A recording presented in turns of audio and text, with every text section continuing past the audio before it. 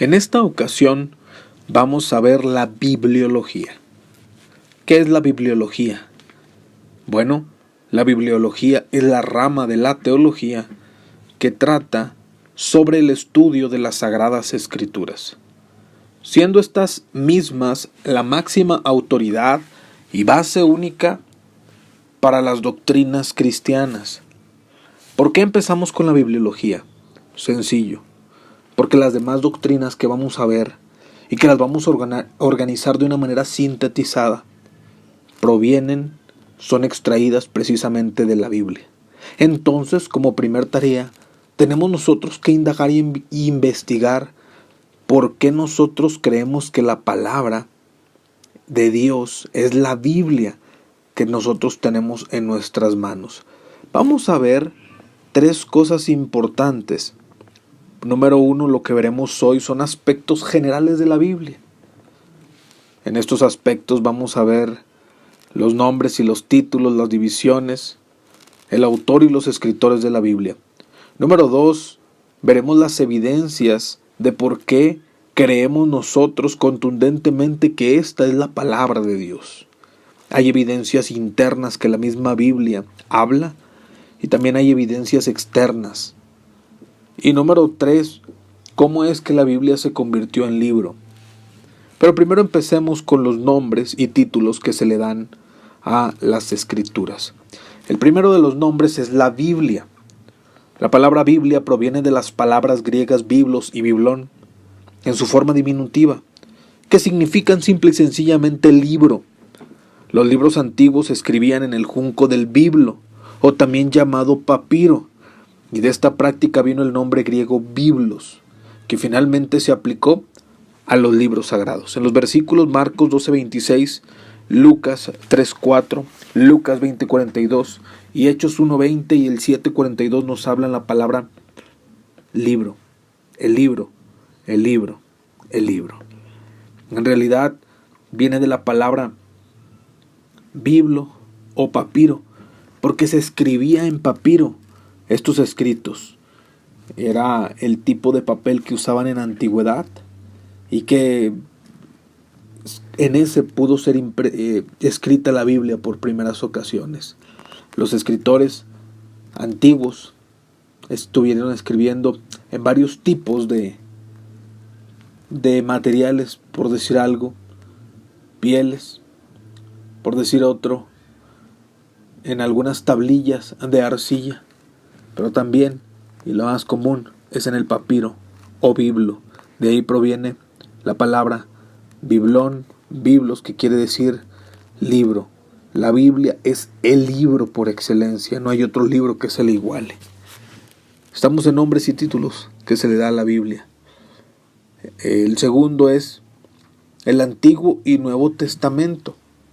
La palabra testamento significa pacto y es el término que Dios usó para designar la relación que existía entre Él y su pueblo. Este pacto entre Dios y el hombre determina la naturaleza del pacto, las bases del pacto, las exigencias y las provisiones que este pacto, que esta alianza tendría, así quedando el hombre libre para aceptar o no aceptar el pacto. Al final del siglo II ya encontramos el pacto antiguo y el pacto nuevo, como nombres que se le daban a las escrituras. La palabra pacto, nosotros si vemos la Biblia, está dividida en Antiguo Testamento, que quiere decir Antiguo Pacto, y Nuevo Testamento, que quiere decir Nuevo Pacto.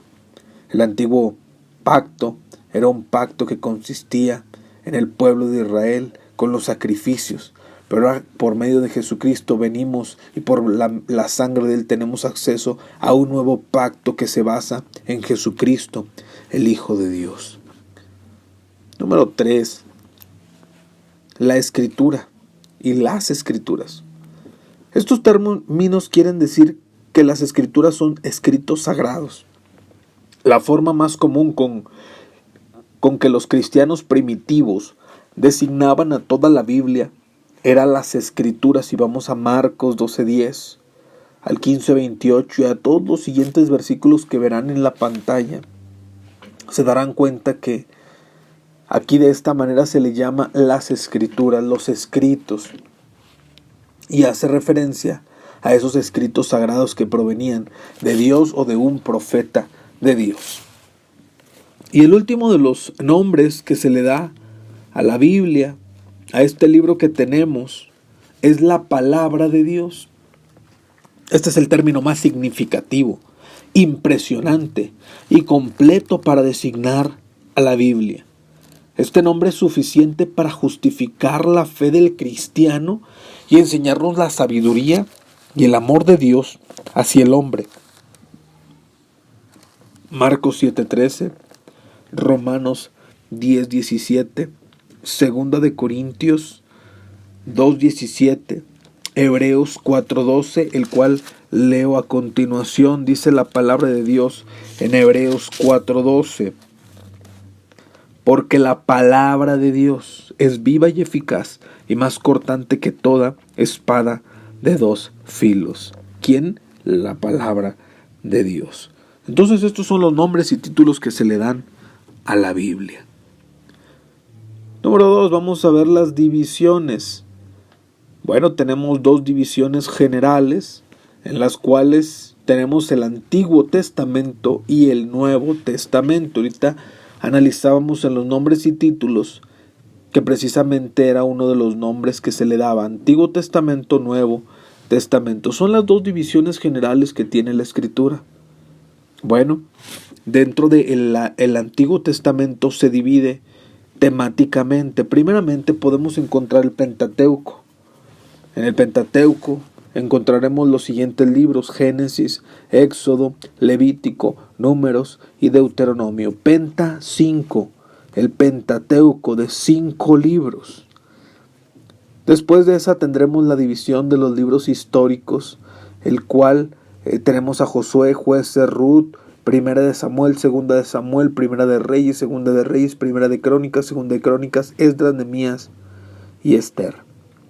Después nos vamos a una sección que son los libros poéticos: Job, Salmos, Proverbios, Eclesiastés y Cantares, que traen mucha poesía hebrea, poesía del pueblo de Israel, cánticos, salmos. Después tenemos otra división que son los profetas mayores: Isaías, Jeremías, Lamentaciones, Ezequiel, Daniel. ¿Por qué se les llama profetas mayores? Bueno, porque sus escritos son más extensos que los de los profetas menores. No quiere decir que eran menos importantes o más importantes. No, simplemente se les llama profetas mayores por lo extenso que tienen sus escritos, sus profecías. Y luego vemos a los profetas menores: Oseas, Joel, Amós, Abdías, Jonás, Miqueas, Nahum, Habacuc, Sofonías, Ageo, Zacarías y Malaquías. Esos son los profetas menores. Esas son las 5 divisiones del Antiguo Testamento. Después tenemos las divisiones de los libros del Nuevo Testamento, siendo estas también 5.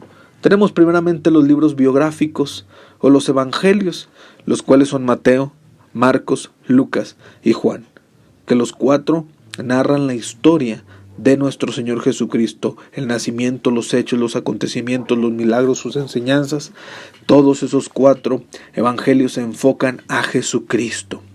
Después tenemos el libro de historia. ¿Historia de quién? Historia de los primeros cristianos y de la iglesia en función. Historia de los primeros predicadores, como el caso del apóstol Pablo y sus viajes. Ahí tendremos el libro de los hechos de los apóstoles. Después tenemos otra sección que son las epístolas paulinas. La palabra epístola quiere decir carta. Y ahí tenemos a Romanos, la carta que Pablo escribió a los romanos, la carta que Pablo escribió a Corintios, la primera y la segunda carta, a Gálatas, a Efesios, a los filipenses, a los colosenses, a los tesalonicenses también les escribió 2 cartas, a Timoteo le escribió 2 cartas personales, a Tito y a Filemón también. Después tenemos las epístolas universales, que también eran cartas. Se les dice universales porque no iban dirigidas a una iglesia ni a un individuo en particular, a excepción de Tercera de Juan. Todas las demás iban dirigidas a varias iglesias, a varios grupos. Se les llama también cartas circulantes porque se dice que la tenía una iglesia y se las pasaban a otras. Era para un grupo de congregaciones. Epístolas universales tenemos Hebreos, Santiago, Primera y Segunda de Pedro, Primera, Segunda, Tercera de Juan y Judas. Por último tenemos los libros proféticos, libros de profecía, el libro de profecía, el cual es Apocalipsis. Es el libro de la profecía. Para, de una manera práctica, aprender estas divisiones, podemos usar la técnica de la mano, de las dos manos, las cuales nuestras manos tienen 10 dedos por lo general. Y entonces en cada uno de estos dedos de nuestra mano izquierda nos daremos cuenta de que pudiésemos acomodar bien las divisiones del Antiguo Testamento, la cual es Pentateuco, histórico, poético, profetas mayores, profetas menores. Y después nos pasamos a la mano derecha, biográficos o evangelios, historia, epístolas paulinas, epístolas generales y profecía. Es una técnica sencilla para nosotros poder grabarnos de alguna manera la organización en la que están las escrituras. Quiero hacer un énfasis: la palabra de Dios, la escritura, la Biblia tal como la tenemos en nuestras manos, no está escrita o no está acomodada en orden cronológico. Sería completamente o sería una tarea muy difícil tratar de poner cronológicamente, porque hay muchos libros que no tenemos fechas de escritura. Entonces la Biblia que tenemos en nuestras manos está acomodada por orden temático. Eso es clave. Por último, en este breve estudio del día de hoy, vamos a ver el autor y los escritores. Esencialmente, por encima de los autores humanos, la Biblia fue escrita por Dios. Segunda de Timoteo 3:16 nos dice que la Biblia fue inspirada por Dios. Más adelante vamos a ver esta palabra y otras 3 más que tienen que ver con la inspiración de Dios. Pero si sabemos que es inspirada, quiere decir que fue soplada por Dios. Es el libro de Dios. Entonces el autor principal, por encima de cualquier otro autor humano, fue Dios, moviendo su espíritu, soplando en la mente y corazón de hombres que iban a estar escribiendo cosas que venían de Dios. También tenemos escritores humanos, vasos de barro. Tenemos el personal que Dios quiso usar para su gloria. Y humanamente hablando, la Biblia fue escrita por aproximadamente 40 hombres de diversas procedencias a través de un periodo de 1500 años. Es impresionante ver cómo ninguno de estos se puso de acuerdo. No hubo un editor o una casa publicadora que asesorara a estos 40 hombres, porque ellos vivían en países diferentes, porque incluso hablaban 3 idiomas distintos, y porque escribieron en un lapso de 1500 años.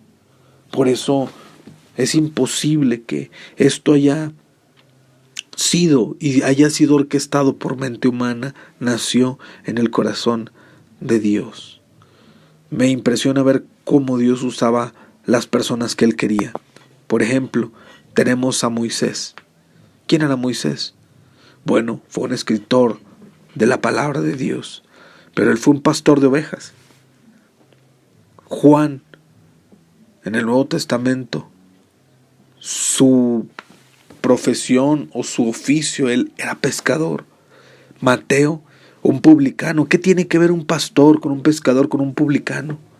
Ahora, pero tenemos Lucas, que era un médico. Esdras era un sacerdote. Pablo, un fabricante de tiendas. David, un rey. Daniel, un gobernante. Isaías, un profeta. ¿En qué se parecen estos oficios? Pues en realidad no tienen nada en común. Pero en realidad Dios, respetando la personalidad de cada uno de ellos, pudo usarlos para escribir y para vaciar por medio de su Santo Espíritu la palabra de Él para las generaciones. Dice segunda de Pedro 1:21.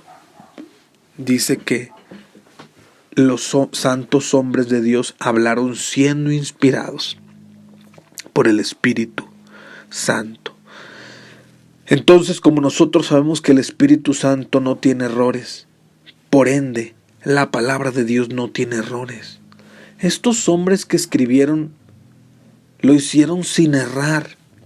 Por ejemplo, Moisés mismo cometía errores. Era una persona con errores, humanamente hablando tenía errores. Y escribió incluso acerca de esos errores que él tuvo, como las veces que le falló y que dudó a Dios. Pero la anotación de sus errores en las Escrituras no tiene ninguna imperfección. Cuando él estaba narrando lo que él estaba haciendo perfectamente sin error lo que Dios le estaba diciendo. Para estudiar correctamente la Biblia, mire, hay una clave esencial, y esto es con lo que terminamos en este tiempo, pero que le invitamos a usted que medite en esto. Dice Primera de Corintios 2, Primera de los Corintios, capítulo número 2. Es importante entender esto. Dice la palabra de Dios en el versículo número 9. Antes bien, como está escrito, cosas que ojo no vio, ni oído oyó, ni han subido en corazón de hombre, son las que Dios ha preparado para los que le aman. Pero Dios nos las reveló a nosotros por el Espíritu, porque el Espíritu todo lo escudriña, aún lo profundo de Dios. Porque ¿quién de los hombres sabe las cosas del hombre, sino el Espíritu del hombre que está en él? Así tampoco nadie conoció las cosas de Dios, sino el Espíritu de Dios.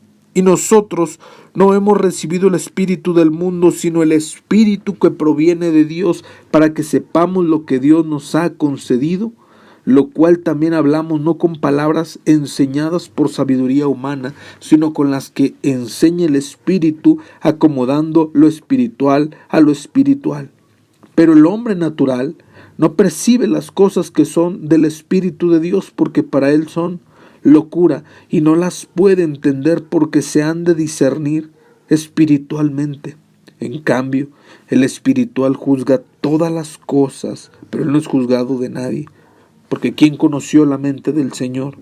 ¿Quién le instruirá? Mas nosotros tenemos la mente de Cristo. Lo primero que tenemos que saber es que esto que tenemos frente a nosotros no es un libro humano. No es un libro de sabiduría humana. No es un libro de ciencias, aunque contiene ciencias. No es un libro de historias, aunque contiene historias. Es un libro de Dios. Es un libro que se ha de entender espiritualmente. Tenemos que saber que este libro lo enseña el Espíritu, no yo como alguien que le está tratando de hacer entender.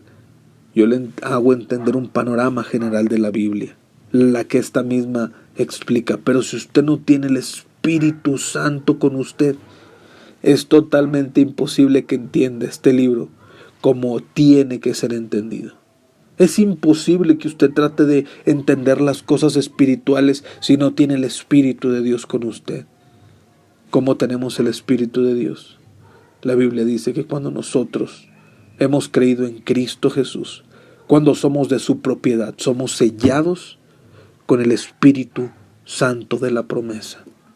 Y si usted no tiene el Espíritu Santo, necesita primero pasar por Jesucristo, el que murió en la cruz del Calvario, el que fue a la cruz y tomó su lugar, creer en Él, confiar en Él para salvación, recibirle como su único Salvador, dejarle que tome el control de su vida. Y dice la Biblia que Él nos hace de su propiedad, que nos hace sus hijos, y nos da el Consolador, el Espíritu Santo, el Espíritu de verdad, el Espíritu que nos guía a toda verdad. Por eso es importantísimo que primero, antes de poder estudiar correctamente la Biblia y pasar a otros temas, usted se cerciore que tiene el Espíritu Santo. De lo contrario, todo lo que hablemos para usted será locura. Gracias por este tiempo. Espero poder haber sido concreto y próxima semana vamos a ver las evidencias internas y externas de por qué nosotros aseguramos que la Biblia es la palabra de Dios. Muchas gracias.